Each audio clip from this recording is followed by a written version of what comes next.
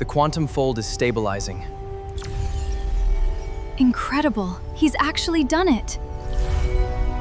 For 3 years, the Coalition's student exchange program had placed young researchers from Earth aboard its scientific outposts. It was, by every official measure, a modest success, a few useful ideas traded back and forth, a handful of friendships formed across species, nothing that anyone would call historic. The Coalition itself had built these outposts as places where theory outpaced application, stations where senior researchers were given the time and resources to work on problems too old or too difficult to justify anywhere with tighter deadlines. The Halverin Station was among the oldest of these, and its archive held records stretching back further than most member civilizations had written history at all. It was, in a very real sense, a place built to hold on to questions for as long as it took to answer them, even if that meant centuries. Nobody expected any of that patience to matter during a 17-year-old's second week on the station. His name was Theo Marsh. He came from a small town outside Denver, the son of 2 physicists who had never quite stopped treating dinner conversation as an excuse to argue about unsolved problems. By the time Theo was 10, he had learned to listen to those arguments not for the conclusions, but for the shape of the questions underneath them, the habit of turning a problem sideways until it looked like a different problem entirely. His application to the exchange program had been accepted almost as an afterthought on the strength of a short paper he had written for a regional competition. The review committee had called it promising. None of them had understood that the method behind it, borrowing a technique from one field to crack open a completely unrelated one, was not a fluke. It was simply how Theo thought.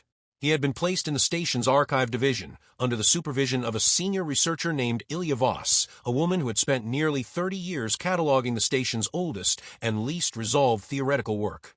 On his first full day, as part of a standard orientation tour, she showed him something she assumed would simply be a curiosity, the Halverin continuity equation.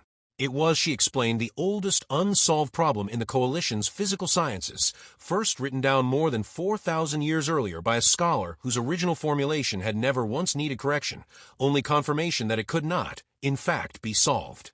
The equation attempted to describe how energy patterns in enormous systems related to the underlying shape of space itself, across every scale at once, from the smallest particle to the largest structure in the visible universe. Every civilization in the Coalition had produced brilliant minds who had tried. Every one of them had failed in the same fundamental way. Theo looked at the equation for a long moment, then pointed at a small symbol nested in its third term. "Is that notation original?" he asked, "or was it added later?" Ilya answered without needing to think, the way anyone answers a question about the thing they have spent their whole career studying. "Original. It was formalized early in the problem's history. It represents the relationship between the energy variable and the curvature constant." "What if it's supposed to represent both, depending on scale?" Theo said.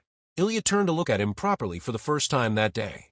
He kept going, his hand already moving across the display, tracing the equation's structure, as though he could see something underneath it that no one else had noticed. The equation assumes that symbol has one fixed meaning.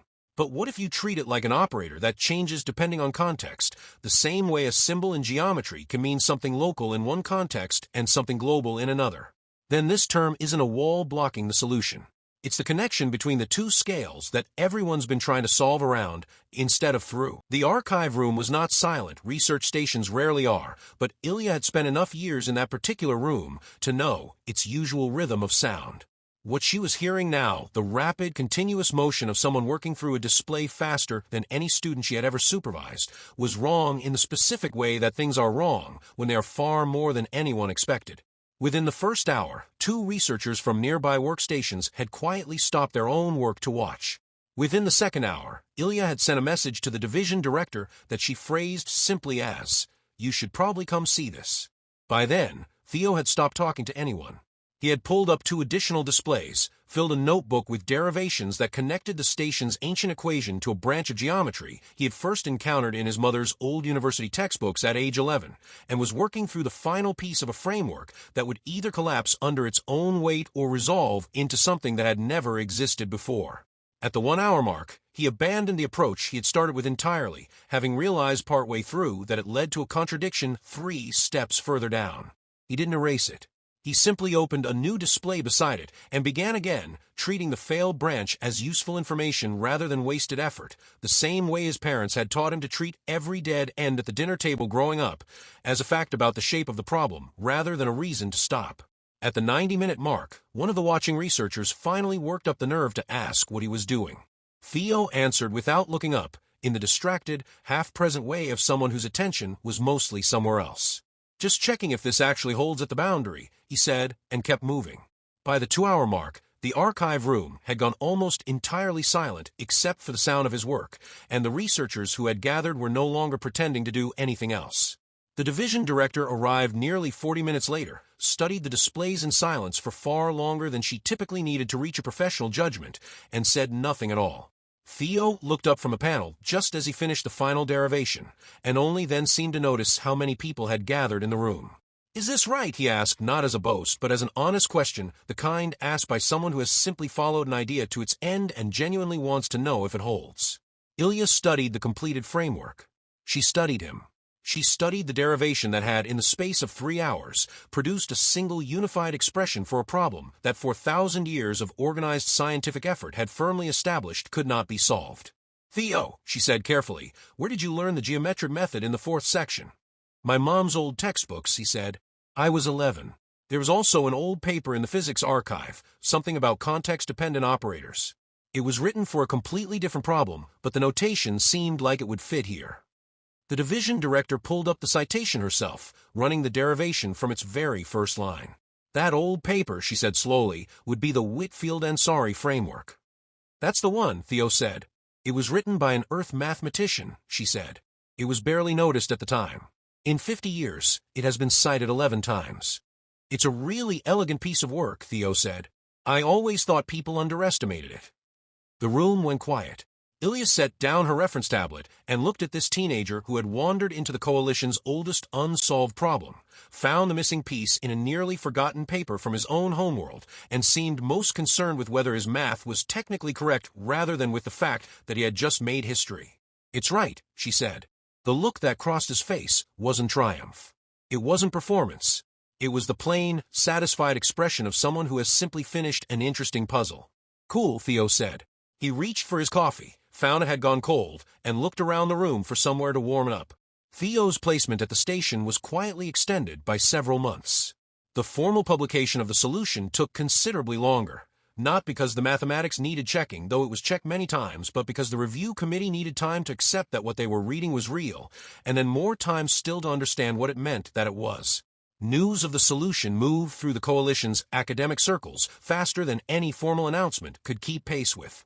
Within weeks, universities on 3 different worlds had requested access to Theo's full notebook, not just the final published derivation, hoping to understand the actual path he had taken rather than just the destination. Several professors, reviewing his working notes, remarked that the most striking thing wasn't the final answer at all, but the number of dead ends he had cheerfully abandoned along the way without ever treating them as failures.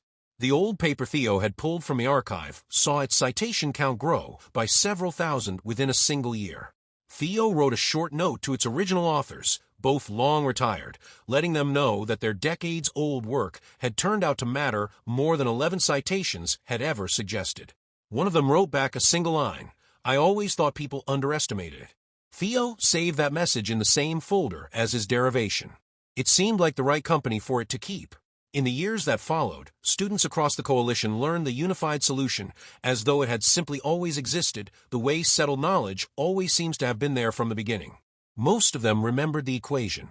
Fewer remembered the 17-year-old who had found it, and fewer still remembered the 2 long-retired mathematicians whose forgotten paper had made it possible. But every instructor who taught it kept one line for the end of the lesson because it was the part of the story worth keeping. The answer had been sitting in plain sight for 4,000 years. It hadn't been waiting for a greater mind. It had been waiting for someone willing to ask a different question.